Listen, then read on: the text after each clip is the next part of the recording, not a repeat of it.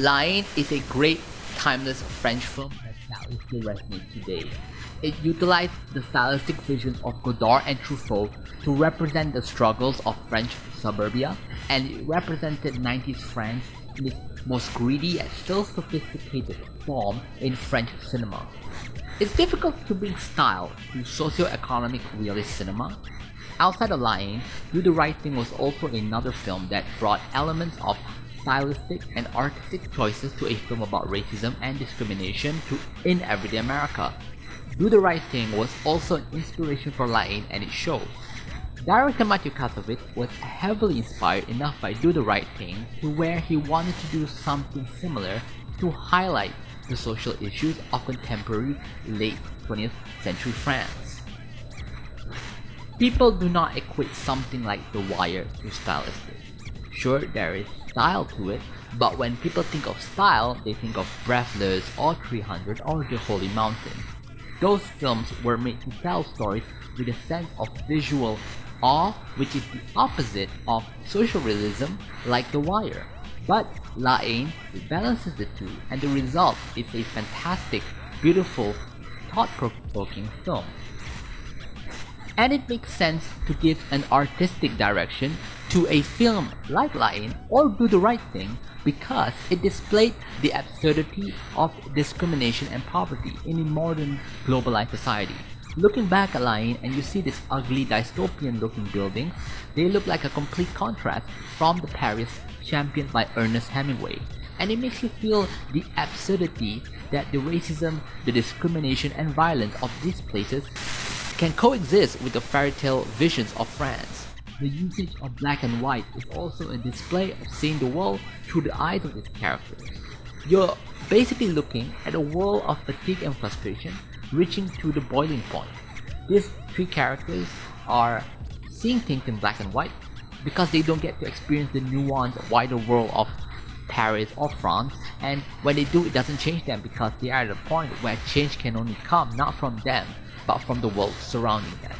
It also utilized an interesting take on generic French cliches. When you think of France, you think of smoking, the Eiffel Tower, Paris, and Edith Piaf. Haine contained all those too, but in the context of the banlieue and socio-economic poverty of contemporary France. There's a scene where DJ Cut Killer played a scratch session sampling Non Je ne raconte rien while a helicopter cam shoots the banlieues from a top-down angle. There's a scene where the characters talk about their daily struggles set to the background of the beautiful Eiffel Tower. Typical Parisian sense of snark runs around the film in interesting ways. It's a film that defines France, especially when it's a France that the mainstream society has been trying to hide for decades. The film stars Vincent Cassel, Saïd Tamarui, and Hubert Koundé as three banlieusard kids who try to live their daily life despite having one of their best friends, Abdel, hospitalized by the police during a riot in the banlieues. Like Do the Right Thing, the film takes you behind the everyday lives of these three characters and how much the hospitalization of Abdel affects them. These three characters don't have jobs, they have no prospect, and they feel stuck, disaffected, angry, and depressed to the point where eventually one will reach the boiling point, especially in the case of Abdel's condition. One scene that truly defined the film in its best form is a monologue by a Russian immigrant to France about his old friend from the Gulag. Tu viens de braquer un truc avec un plein de flics, t'as pu te faire tuer nous aussi. Ça fait vraiment de bien de chier un coup. Vous croyez en Dieu? Il ne faut pas se demander si on croit en Dieu, mais si Dieu croit en nous. J'avais un ami qui s'appelait Grunwaldski. On était déportés ensemble en Sibérie. Quand on va en Sibérie, dans les camps de travail, on voyage dans le train à bestiaux qui traverse la steppe glacée pendant des journées entières sans croiser personne. On se tient chaud ensemble. Mais le problème, c'est que pour se soulager, pour chier, c'est pas possible dans un wagon. Et le seul moment où on s'arrêtait, c'était pour mettre l'eau dans la locomotive. Mais Grunwaldski était très pris. Même quand nous devions nous laver ensemble, il était très gêné. Et moi, je me moquais souvent de lui à cause de ça. Donc, le train s'arrête et tout le monde en profite pour aller chier derrière le wagon. Et moi, j'ai tellement embêté Grunwaldski avec ça. Il préférait aller un peu plus loin. Donc, le train repart, tout le monde y sort dedans, car le train, il n'attend pas. Le problème, c'est que Grunwaldski s'est éloigné derrière un buisson. Il n'avait pas fini de chier. Alors, je le vois, il sort de derrière un buisson, en tenant son pantalon dans sa main pour ne pas qu'il tombe. Il a essayé d'attraper le train. Je le tends la main. Mais chaque fois, quand il me tend le sien, il lâche son pantalon, il tombe sur ses chevilles. Il remonte ce pantalon, il reprend sa course, et chaque fois, son pantalon il tombe quand il me tend la main. Et alors, après, qu'est-ce qui s'est passé? Rien. Grunwaldski, il mort de froid. Au revoir. Au revoir. As you can see, in the chaos of threats, violence, hatred, depression, disaffection, and disillusion, the three main characters just stop and listen to this man delivering a monologue about his friend.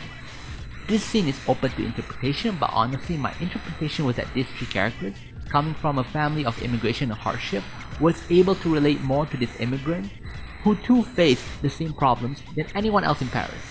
Because this old man was suffering while he was in the Gulag, and is still probably suffering in France due to the loss of his best friend, he earned the respect of these three young French boys, especially when one of the central plots of the film was surrounding the hospitalization of one of their best friends, who was paralyzed during a riot.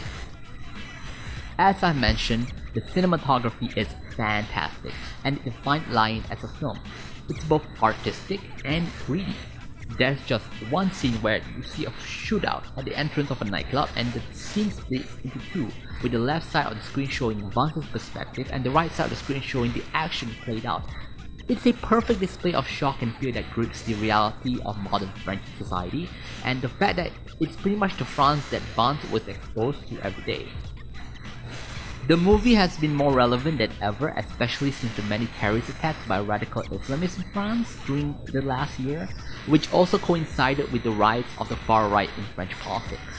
France is facing its most difficult ideological battle as of right now, and no film has ever been more relevant than La Haine, a film that still resonated into the hearts and minds of the French public 2 decades on. In 2005, just 10 years after the film, there was a riot that happened in the banlieues across France which lasted for 4 weeks and was caused by the same problems that was highlighted in La Haine, from poverty to social exclusion and depression and such. Forward another 10 years, and you have events like the shootings at Charlie Hebdo and Bataclan. In fact, Mathieu Kassovitz wrote an essay to Nicolas Sarkozy, then Prime Minister of France in 2005, and it's a critique about the French government's treatment of the banlieues a decade after La Haine. If you want to read the essay, the link is at below, and I suggest that you read it, and it's an interesting view of race, poverty, and social exclusion in France. If anything, the message of La Haine still resonates today because of an apathetic French government and the various issues that have shaped French, Western, and Muslim worlds since 1995. As long as nothing changes, the best we can do today is say this. L'histoire d'un homme qui tombe d'un immeuble de 50 étages. Le mec, au fur et à mesure de sa chute, il se répète sans cesse pour se rassurer. Jusqu'ici, tout va bien. Jusqu'ici, tout va bien. Jusqu'ici, tout va bien. Mais l'important, c'est pas la chute. C'est l'atterrissage.